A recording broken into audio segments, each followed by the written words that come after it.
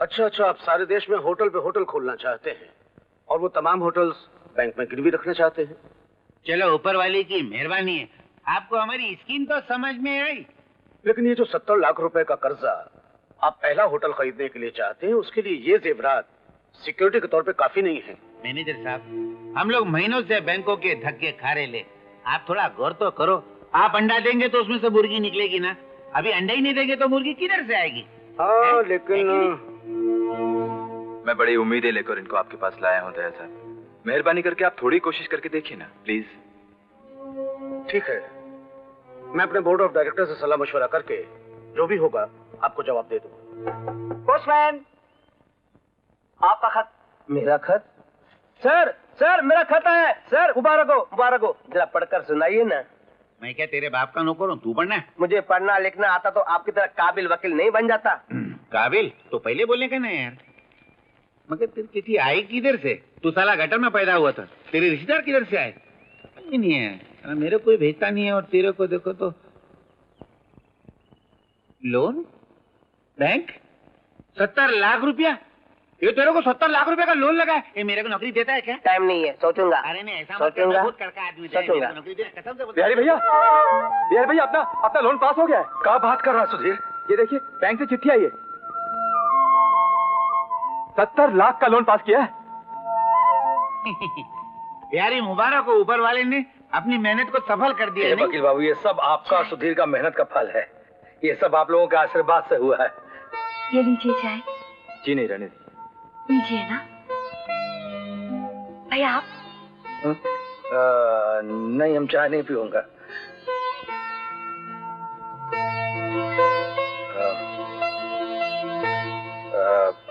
सुधीर, हम इस खुशी के मौके पे अपनी दोस्ती को रिश्तेदारी में बदलना चाहता हूँ।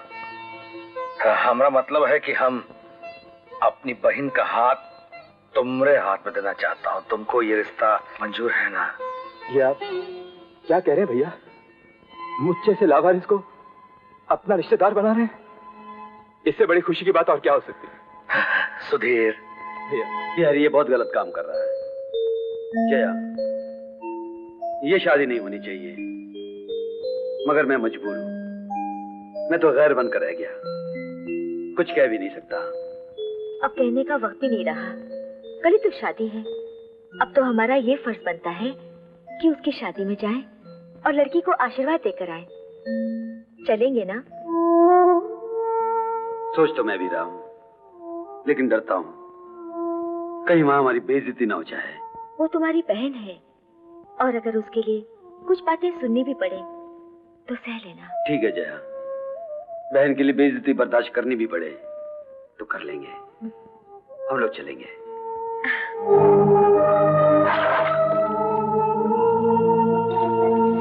तुमने मुझे बुलाया? हाँ, कल मेरी शादी है और अगर अमर वहां आया तो हो सकता है माँ अमर और बिहारी को फिर से मिला दे और हमारा पत्ता हमेशा के लिए साफ हो जाए। इसीलिए हमें अमर को रोकना होगा, किसी भी तरह रोकना होगा, बाय हुक और by crook. Do you understand? अरे गजरे नहीं आए, मैं अभी लेकर आती हूँ।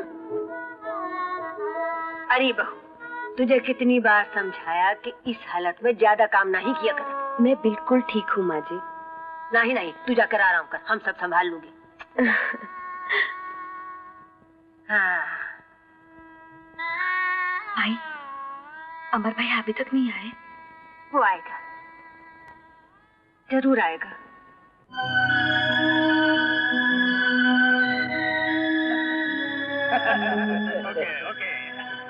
वो आ गया, शुरू हो जाओ।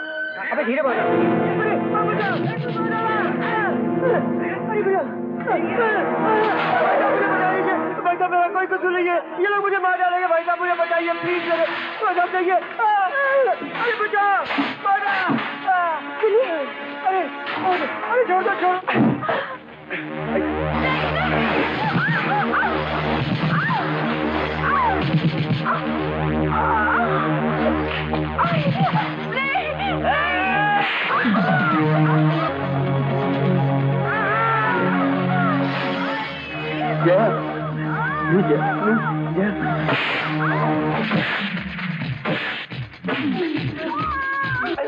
कौन हो तुम लोग? बोल। जया, जया, नहीं। ओम अग्ने सुपथाराय अस्मान विश्वान वेद वायुनान विद्वान यो यो मंजूरान मेरे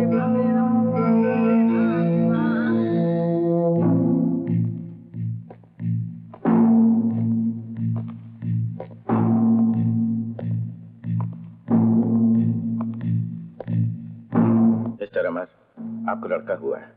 और जया? जया कैसी डॉक्टर साहब? हमें बेहद अफसोस है मिस्टर अमर। हमने पूरी कोशिश की लेकिन हम उन्हें बचा न सके। She is no more. You can go inside.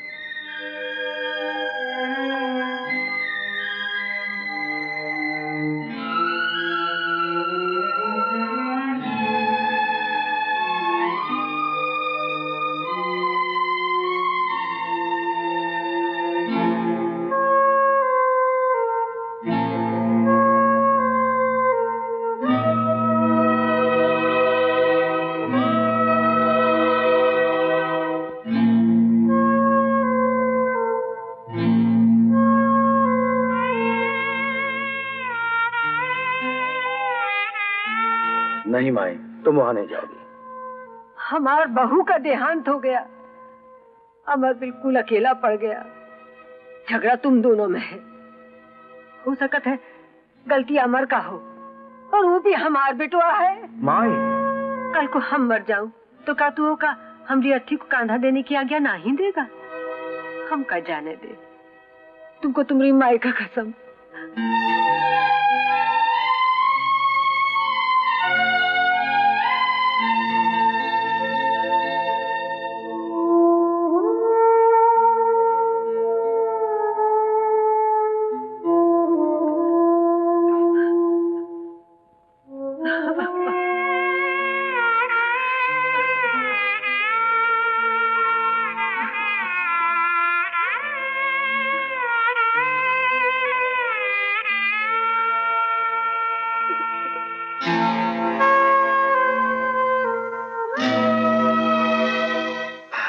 माई, हमको जया भौजी का मौत का बहुत दुख है। वो बहुत नेक और शरीफ औरत थी।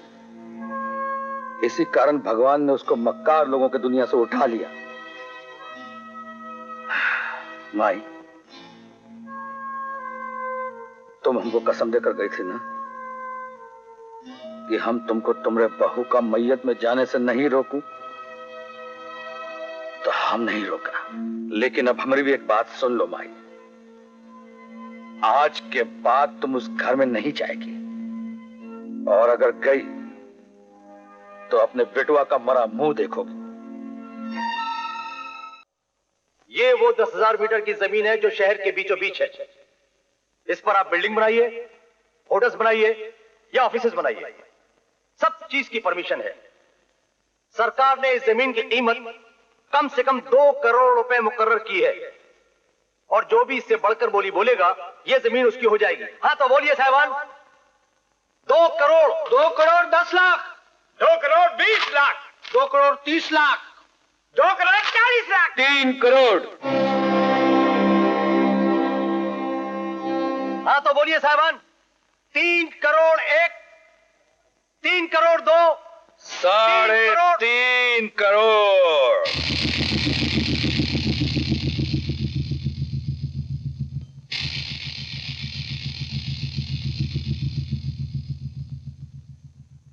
चार करोड़।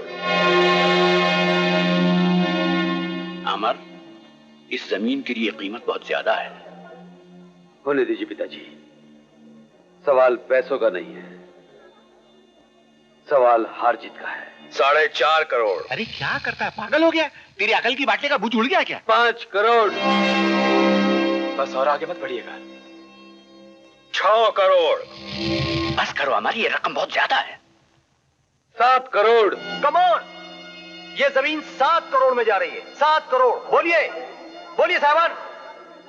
7 करोड़ 1, 7 करोड़ 2, 7 करोड़ 3,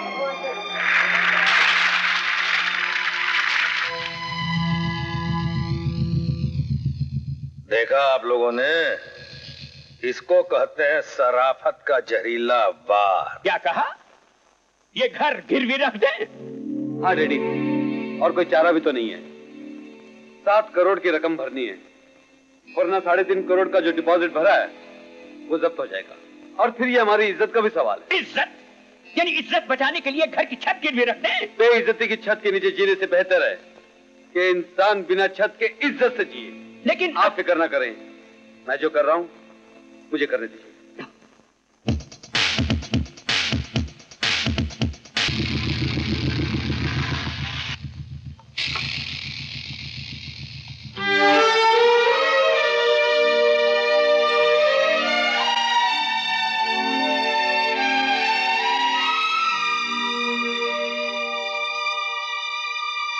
बैठिए। इस पदवी से तुमको बहुत लगाव है शायद, इसीलिए बरसों से अध्यक्ष के कुर्सी पे तुम कब्जा जमाए बैठे हो, छोड़ नहीं रहे हो। हाँ, अच्छा। Mister president and gentleman, hoteliers association का सालाना इलेक्शन अब मुकम्मल हो चुका है और इसका रिजल्ट मेरे हाथ में है। इस साल ऑल इंडिया होटल मालिकान की एसोसिएशन का अध्यक्ष यानी कि प्रेसिडेंट कौन होगा, इस रिजल्ट का मुझे ऐलान करना है, जिसका आप सब साहिबान बड़ी बेसब्री से इंतजार कर रहे हैं। जेंटलमैन, इस साल के इलेक्शन में होटल मालिकान की एसोसिएशन ने जिन साहब को प्रेसिडेंटशिप के लिए चुना है, उनका नाम है मिस्टर बिहारी सिन्हा।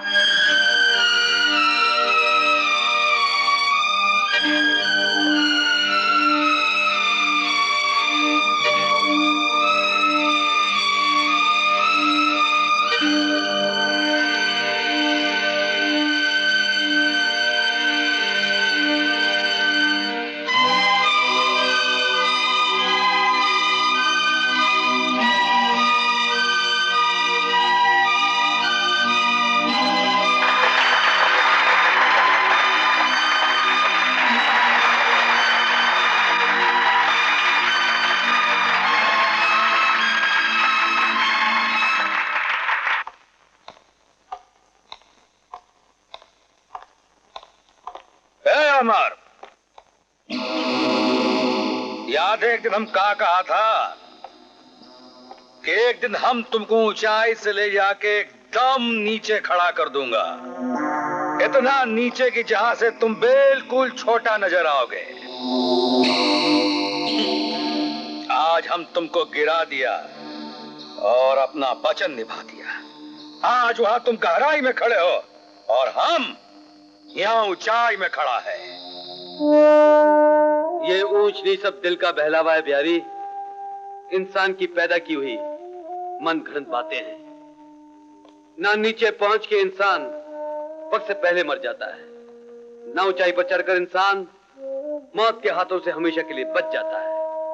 कुछ नहीं बदलता, सब कुछ वही रहता है।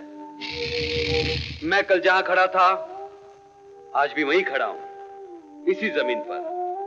फर्क सिर्फ इतना है कि तुम नोटों के ढेर पर चढ़ गए हो, मगर इस नीची जगह से, इस जमीन से कभी नफरत मत करना बिहारी, क्योंकि आदमी जब ऊंचाई से लुढ़कता है तो उसे नीचे इसी जमीन पर आना पड़ता है, यही। इसलिए इससे कभी नफरत मत करना।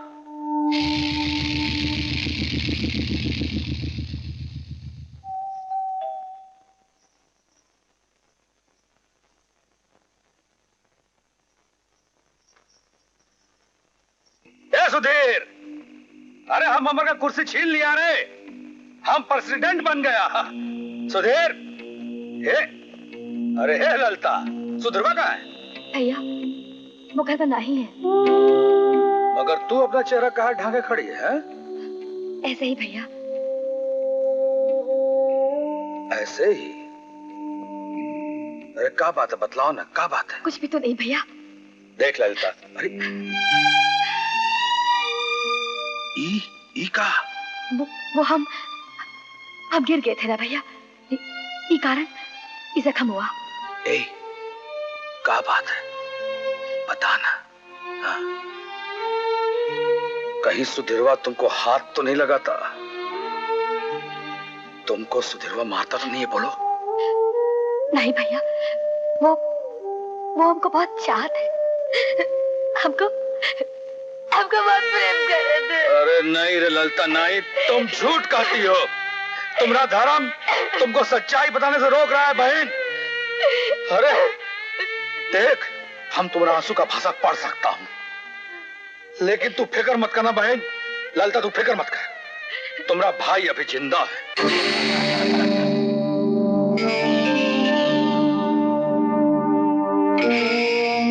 गैर साला चोटी वाला खचड़ा हराम ज्यादा बच्चात। अरे तू टुकड़ू को क्या देख रहे? चल हट।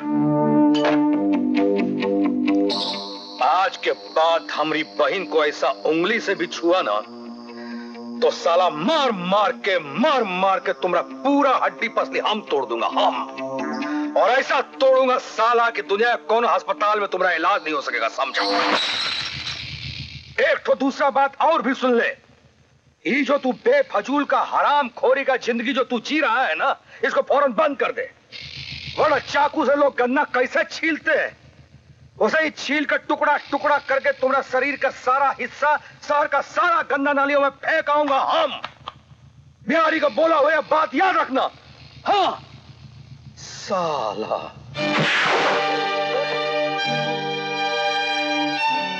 पलटी फूल। मैं भी देखता हूं कि कौन किसके टुकड़े करता है।